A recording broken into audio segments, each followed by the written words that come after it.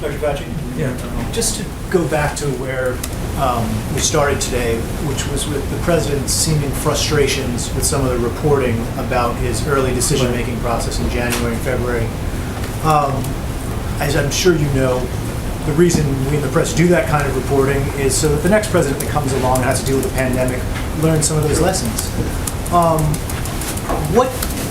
Having watched this unfold up close, what do you think were the mistakes that were made early on that a future president could learn from, with the benefit of hindsight, of course? You know,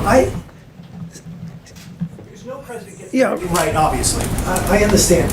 I don't want to use the word mistakes because when you're in the fog of war, when you're doing something, you have to make decisions. You get input from a number of individuals. It's always a moving target. And I just don't want to have anything taken out of context because I already had one of those already in the last couple of days. So I don't want to go through it again. I wouldn't say mistake. Could things have done better? Of course. I mean, nothing is perfect, and you could always do better. But I mean, I hesitate to say something is a mistake. With the benefit of hindsight, with that caveat, what could have been done better?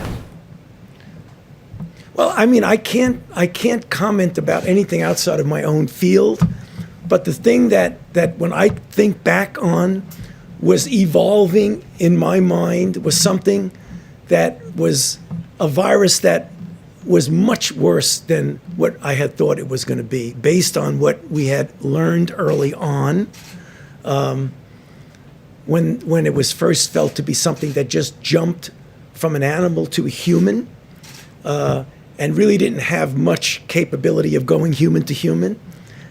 And then all of a sudden you find out that not only was it not just animal to human, but there were a lot of, that's probably the way it started. But then as you go back and you realize there were probably a lot of infections that maybe if we had dealt into that a little bit more, we could have learned that not only is it affecting human to human, but it's transmitting really efficiently.